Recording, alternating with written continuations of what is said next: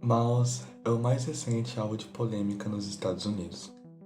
O caso aconteceu em Tennessee, e não é tão surpreendente quando a gente vê que em 2019 uma escola do mesmo estado baniu livros do repórter por risco de conjurar espíritos.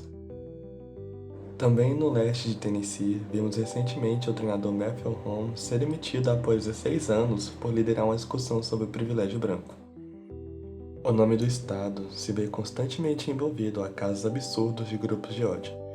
E no caso de Mouse, eles até chegaram a discutir uma possibilidade de redigir as palavras que consideravam censuráveis, mas decidiram que seria melhor proibir completamente a graphic novel. Foram 10 pessoas para votar e todas elas votaram a favor do banimento. A justificativa por trás dessa decisão é porque a HQ contém 8 palavrões, uma cena de nudez feminina e o suicídio da mãe de Art.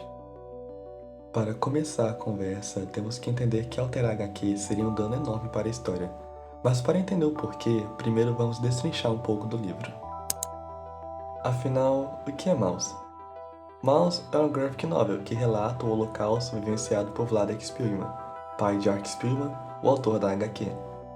O grande trunfo da obra é conseguir utilizar da antropomorfização na sua narrativa. Os judeus são representados como ratos, os alemães como gatos, os poloneses como porcos e os estadunidenses como cães. E isso não é apenas uma escolha estética. Aqui o autor se apropria da propaganda nazista que representava os judeus como ratos e com isso acaba representando bem como ocorreu a desumanização do povo judeu. O livro alterna ora na experiência de Vladek nos horrores do Holocausto e ora na própria experiência do autor na escrita da HQ. É um quadrinho muito autoconsciente, e não é à toa que foi a única HQ a receber o Prêmio Pulitzer por literatura. Ao falar com a CNBC, Art Spiegelman se mostrou profundamente incomodado pela decisão, e disse que a decisão da escola é digna de uma obra distópica de George Orwell. Ele também chamou o conselho escolar de orwelliano por sua ação. E aqui vou dar uma pequena pausa para dizer o seguinte.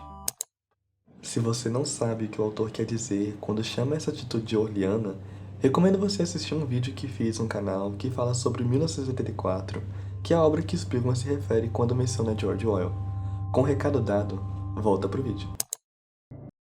Tá, mas o Holocausto numa HQ? Primeiro vou comentar que essa é uma discussão que está presente até no livro.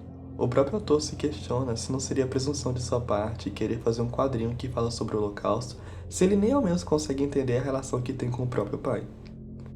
No capítulo 2 do segundo volume, logo na primeira página vemos Art sentado em sua cadeira, sentado escrevendo a própria HQ.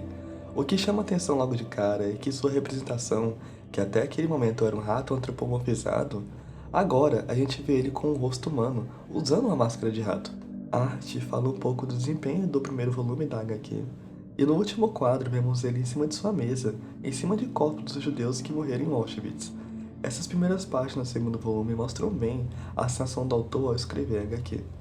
Art se sufoca com a banalização das perguntas dos entrevistadores, e aqui fica claro que inicialmente ele só queria escrever a história de sobrevivência de seu pai. Ok, mas assim, por que todos deveriam ler Mouse? Acho que quando falamos de quadrinhos, podemos trazer uma ideia meio equivocada que esse produto de mídia é feito exclusivamente para o público infantil, o que não é verdade, pelo menos não desde 1976. Durante toda a história, os quadrinhos tiveram momentos marcantes que ajudaram a transformar a mídia de maneira significativa. Para o mercado norte-americano, um desses momentos aconteceu em 1986, ano fértil em ideias e lançamentos de qualidade que influenciaram outros autores e cuja importância permanece até hoje. Nesse ano saiu a tríade consolidadora do primeiro boom do gênero de graphic novels, sendo elas Mouse de Art Spiegelman, O Cavaleiro das Trevas de Frank Miller e O Watchmen de Alan Moore. Todas essas histórias acrescentaram uma camada a mais de profundidade ao gênero, trazendo um trabalho maduro e complexo.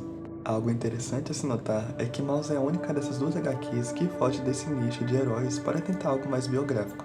A gente sai dessa coisa mais ficcional e usa o veículo dos quadrinhos para tentar materializar a história de um sobrevivente do Holocausto. E com certeza, Mouse faz isso com uma maestria que é digna de sua atenção. E eu sei que com tanto produto de mídia por aí hoje falando sobre a guerra, nazismo, os terrores do campo de concentração, a gente acaba se perguntando: será que já não lemos o bastante sobre o tema? Confesso que até aqui me senti um pouco saturado do tema quando olhava a quantidade massiva já existente de conteúdo de mídia falando sobre. Eu me senti exatamente assim, até que isso aconteceu. E logo depois, isso.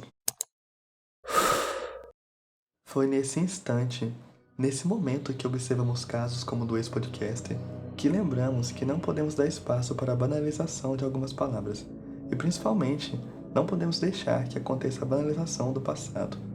Para finalizar, trago as falas do historiador Juarez Silva Júnior.